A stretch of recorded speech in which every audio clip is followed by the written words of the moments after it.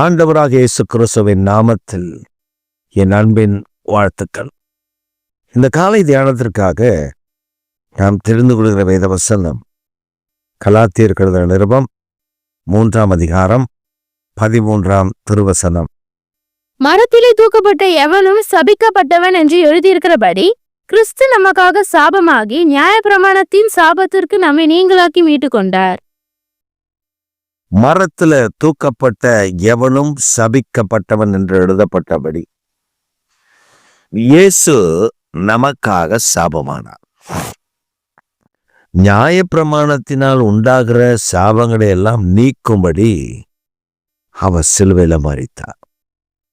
இந்த காலை வேளையில் நம்முடைய வாழ்வில் நமக்கே தெரியாமல் பல சாபக்கட்டுகளில் நாம் முடக்கப்பட்டு மாட்டிக்கொண்டிருப்போம்.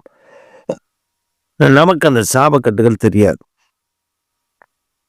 ஒன்று வியாதியாக இருக்கலாம், அல்லது பல போராட்டங்களாக இருக்கலாம், சில பிரச்சனைகளாக இருக்கலாம், எதுவாக வேண்டுமானாலும் இருக்கலாம். சாபம் நம்முடைய குடும்பத்தில் இருப்பதை நாம் கவனிக்க வேண்டும். நமக்குள் இருப்பதை நாம் கவனிக்க வேண்டும். பாருங்க, ஒரு குடும்பத்தில் பொதுவா ஒரு அப்பா அம்மா இருக்காங்க.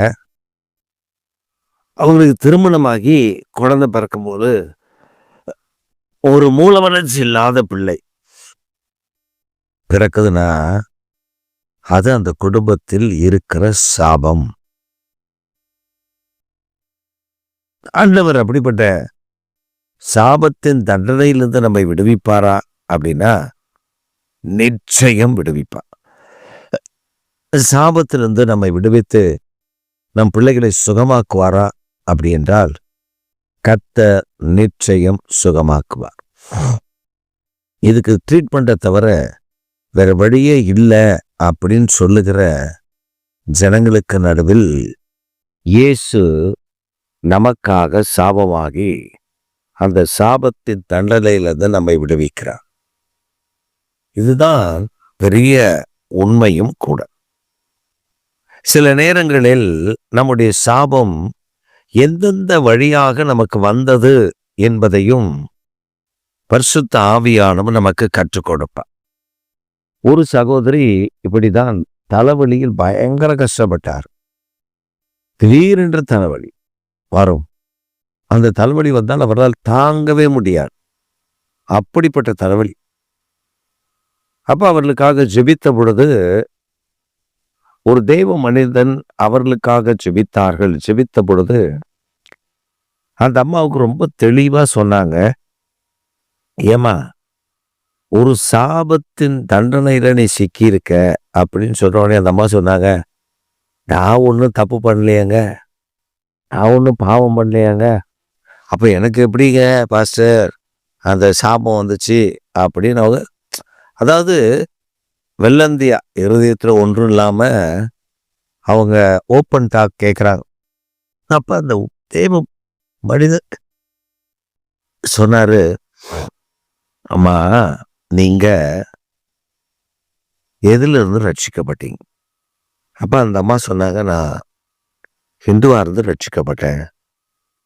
சரி, நீங்க இந்த பால் குடம், காவடி இந்த மாதிரி எடுப்பீங்களா? அப்ப இதுவா இருக்கும் பொழுது எடுத்திருக்கீங்களா அப்படின்னா, அது என்ன பாஸ்டர் கேட்குறீங்க? நான் தானே முதல்ல குடம் தூக்குவேன், நான் தானே பால் குடம்னால முதல்ல, பன்னீர் சொம்புனால முதல்ல, நான் தானே காவடி தூக்குனால முதல்ல தூக்குவேன். அப்படித்தானே ஆண்டவர் பக்தி உள்ளவர்களை கர்த்தர் தமக்காக தெரிந்து கொள்ளார் அப்படின்னு சொல்லி தானே என்னை ரட்சித்தாரு. ஆனா முன்னாடி அதெல்லாம் அப்போ நான் ரொம்ப பக்தியா செய்வேன் பாஸ்டர். அப்ப ஆண்டவர் இவர் அந்த ஊழியக்காரர் தேவன் அந்த ஊழியக்காரர் மூலமா பேசுகிறார். என்ன சொன்னாரு? அந்த பாவத்தின் தண்டனை, அந்த சாபம், அந்த பாவம், நீங்கள் செய்த அந்த சில விஷயங்களில் நீங்கள் ஆண்டவரிடத்துல ஒப்புரவானீர்களா? அவங்களுக்கு புரியல. அப்புறம் மறுபடியும் கேட்டாரு, நீங்க அதெல்லாம் அறிக்கை செய்தீர்களா? இல்லையே பாஸ்டர், அதைய பாவத்தெல்லாம் இயேசு மன்னிச்சிட்டாரு, இல்லைம்மா, நீங்க இதெல்லாம் அறிக்கை பண்ணியிருக்கணும். இது சாபம். இந்த சாபம் உங்க மேல வந்துச்சுன்னா அது இப்படிதான், எதையாவது ஒரு அலக்கழிப்பு உங்களுக்குள்ள இருக்கும். அதனால நீங்க மன்னிப்பு கேட்கணும் ஆண்டவரிடத்துல. உங்கள் பாவங்களை அறிக்கையிடணும். நீங்க என்னெல்லாம் பண்ணீங்க அப்படின்றத ஞாபகப்படுத்தி, ஞாபகம் வரும் பொழுது தேவனிடத்துல அறிக்கை செய்யணும். அப்பதான் ஆண்டவர் ஒரு விடுதலையை தருவாரு. ஆண்டவர் ஒரு பெரிய விடுதலையை தரதா உங்களை ஆண்டவர் தேர்ந்தெடுத்தாரு. அதனால நீங்க அறிக்கையிடுங்க. என்னென்னலாம் பண்ணீங்க உங்களுக்கு தான் தெரியும். அதெல்லாம் சொல்லி அறிக்கையிட்டு அந்த பாவ தண்டனையிலிருந்து நீங்கள் விலகினாதான் அந்த சாபம் விலகும். அந்த வியாதி, அந்த கொடூரமான காரியம் விலகும். அப்போ அவங்க அப்பவே அறிக்கையிட்டு தேவனிடத்துல ஒப்புரவான போது அந்த நாள் முதல் அவர்களுக்கு அந்த வேதனை நீங்கி சுகமானார்கள். இது ஒரு உதாரணம் தான். ஆனா பல நேரங்களில் நாம பல தவறுகள், பாவம் செய்வோம். நம்முடைய மூதாதையர் நிறைய பாவம் செய்திருப்பாங்க. அந்த தண்டனை நம் மேல் வரும். அது சாபமாய் வரும். அந்த சாபத்தை இனம் கண்டு முறியடிக்கணும். இப்ப ஒரு தாத்தாவுக்கு ஒரு குறிப்பிட்ட வியாதியில் அவர் மரித்திருக்கிறாருன்னா அதே வியாதி பிள்ளைக்கு வரும். அதே வியாதி பேரனுக்கு வரும். அதே வியாதி கொள்ளு பேரனுக்கு வரும். 3ஆம் 4ஆம் தலைமுறை மட்டும் நான் விசாரிப்பேன் என்று கர்த்தர் சொல்லுகிறார். அப்ப நாம ரட்சிக்கப்பட்ட உடனே தலைமுறை சாபங்களிலிருந்து கர்த்தர் நம்மை பாதுகாக்கும்படி ஜெபிக்கணும். கர்த்தர் நம்மை பாதுகாக்கும்படி நாம ஜெபம் பண்ணணும். அப்படி ஜெபிக்கும் பொழுதுதான் கர்த்தர் நம்மை பாதுகாப்பார். தேவன் ஒரு பெரிய பாதுகாப்பின் கேடகமாய் இருக்கிறார். அதனால தான் அவர் சிலுவையில் ரத்தம் சிந்தினார். நியாயப்பிரமாணத்தின்படி சாபமான அந்த சாபத்திலிருந்து இயேசு நம்மை விடுவிக்கத்தானே சிலுவையில மரித்தா. அப்ப நம்ம அறிக்கையிட்டா நம்முடைய சாபங்களை அவர் தலையில சுமந்தது போல நம்முடைய சாபங்களை நம்மை விட்டு அவர் சுமந்து ரணப்படுத்தப்பட்ட காயத்தினாலே சுகமாக்கி விடுவார்.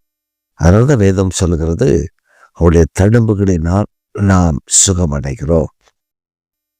தலைமுறையாய் வரக்கூடிய சாபங்கள் நம் தலைமையில் இருக்கும். அது நம்ம மேலதான் இருக்கும். அந்த சாபம் நமக்கு இருக்கும். அதை ஆண்டவரிடத்துல ஒப்பு கொடுத்து ஜெபம் பண்ணினா அந்த சாபத்தின் தண்டனையை கர்த்தர் விலக்கி போடுவார். இதுதான் உண்மை. அப்ப சத்தியம் நமக்கு அறிந்திருக்கணும்.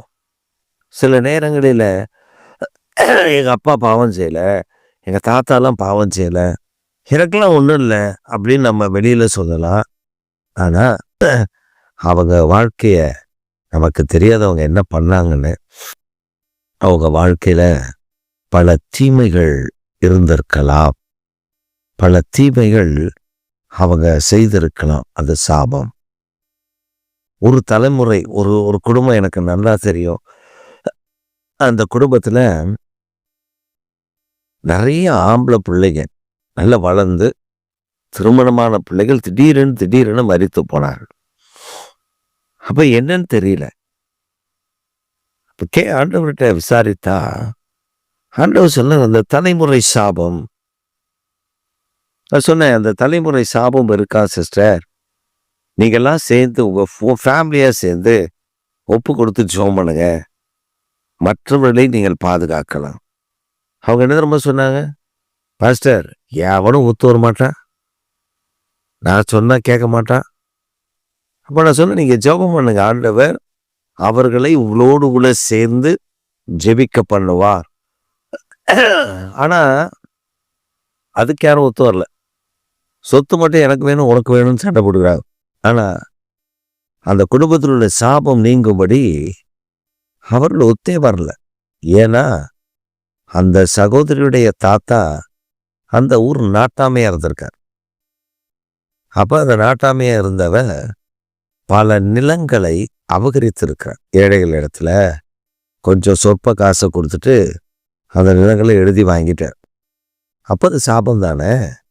அந்த ஏழைகளுக்கு கடனும் கொடுத்துட்டு அவங்க ஆடு மாடு எல்லாத்தையும் எடுத்துட்டார். இன்னும் என்னென்ன பண்ணார்லாம் நமக்கு தெரியாது. தெரிஞ்ச வரலும் நாங்கள் கேள்விப்பட்டபடி இப்படி சிலர் இதை சொன்னார்கள். அப்போ அந்த சாபம் தலைமுறையாக இருக்கும்ல. அந்த சாபம் தலைமுறையாக இருக்கும்போது தானே கத்துறதை கேட்பா. அதனால் இந்த காலை வேளைகள் நாம் அவர் நமக்காக சாபமானார் என்பதை முதல்ல விசுவாசிக்கணும். அவர் தலையில என்னுடைய சாபத்தை மாற்றும்படி தண்டனை அவர் ஏற்றுக்கொண்ட தலையில சூடப்பட்ட முள்முடி அதற்காக தான் என்று நான் விசுவாசிக்கணும். அறிக்கையிடணும். ஆண்டவர்கிட்ட என் சாபத்துக்காக நான் அறிக்கையிட்டா சகல சாபத்தை என்னை விட்டு நீக்கி என்னை பரிசுத்தப்படுத்த அவர் உண்மையும் நீதியும் உள்ள தேவனாய் இருக்கிறார். நீங்க இந்த காலை வேளையில உங்களுக்கு பல பிரச்சனைகள் சந்தேகம் இருக்கும். இது இதனால வந்திருக்குமோ, அது அதனால வந்திருக்குமோன்னு நீங்க ஆண்டவர்கிட்ட ஒப்பு கொடுத்து பரிசுத்த ஆவியானவர்கிட்ட கேளுங்க. ஆவியானவரே, எனக்கு இந்த காரியம் எதனால வந்தது அப்படின்னு கேட்டா கண்டிப்பா அவர் சொல்லி கொடுப்பார். கண்டிப்பா அதை உங்களுக்கு கற்றுக் கொடுப்பார். அப்ப எப்படி ஜெபிக்கணும்னு சொல்லுவார். அப்படி நீங்க ஜெபித்தா கர்த்தரிலிருந்து ஒரு விடுதலையை தருவார். ஒருவர் எங்களை பார்க்க வந்திருந்தார். அப்ப நான் கொஞ்சம் வியாதியா இருந்தேன். கண்ணில் பிரச்சனை இருந்துச்சு, சரீரத்தில் பிரச்சனை இருந்துச்சு. அப்போ அவர் சொன்னார், ஒப்பு கொடுத்து ஜெபம் பண்ணுங்க, சாபங்கள் போக்கி ஜெபம் பண்ணுங்க, பாவத்தை அறிக்கையிட்டு ஜெபம் பண்ணுங்க அப்படின்ட்டு அவர் போயிட்டார். நான் சொன்னேன், பாவத்தை அறிக்கிட்டு நான் ஜெபம் பண்ணியிருக்கேன், சாபத்தை அறிக்கிட்டு ஜெபம் பண்ணியிருக்கேன், அக்கிரமத்தை அறிக்கிட்டு ஜெபம் பண்ணியிருக்கேன். கர்த்தர் அவர்தான் விடுவிக்கிற தேவன். சொன்ன இல்லை நீங்க அறிக்கை இடணும் அப்படின்னார். அப்ப இவ்வளவு நாள் அறிக்கையிட்டது ஆவியானவர் ஒருத்தரோடு பேசி நமக்கு சொல்லுவதற்கு முன்பே நம்மோட பேசுவார். அதைத்தான் மற்றவர்கள் உறுதிப்படுத்துவார். இவரு எப்ப இவர்கிட்ட ஆண்டவர் பேசினார்னா நமக்கு தெரியாது.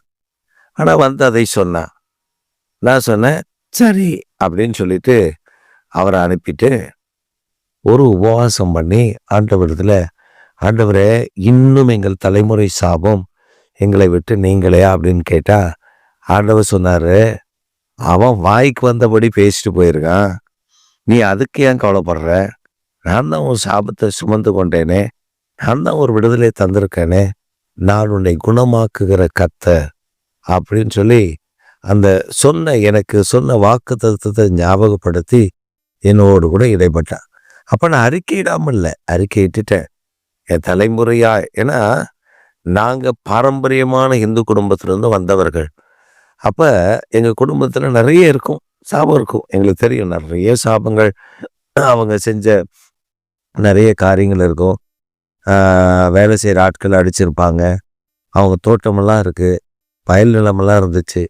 அதெல்லாம் பராமரித்தவரில் ஒரு மரியாதையில் நடத்த மாட்டாங்க.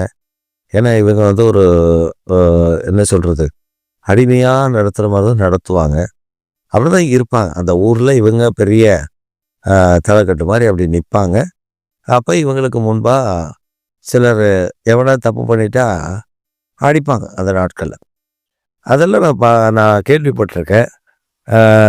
அது வந்து ஆண்டவர்கிட்ட அறிக்கையிட்டேன், அந்த சாபம் இருக்கும்ல, அவங்க பண்ணது தான், ஆனால் அந்த சாபம் நம்ம மேலே இருக்கும்ல, நம்ம பாவம் செய்யாமலே இருந்தோம் இல்லையே. அப்போ அதெல்லாம் அறிக்கையிட்டு ஆண்டவர்கிட்ட ஒப்புரவான போது கர்த்தர் நிறைய விஷயங்களில் அற்புதம் செய்தார், ஆச்சரியமான காரியங்களை நடப்பித்தார். இந்த காலை வேளையில் உங்களுக்கு ஒரு அற்புதம் செய்யத்தான் இந்த செய்தியை உங்களுக்கு ஆண்டவர் கொடுக்கிறார். நீங்கள் கவனமாய் பரிசுத்த ஆவியானவர்கிட்ட கேளுங்க. இயேசுவின் நாமத்துல இந்த சாபத்தை நீக்கி ஒரு விடுதலையை இன்றைக்கு பெற்றுக்கொண்டு சமாதானத்தோடு சந்தோஷத்தோடு கர்த்தரை துதிப்பீர்கள். ஆமேன், ஆமேன்.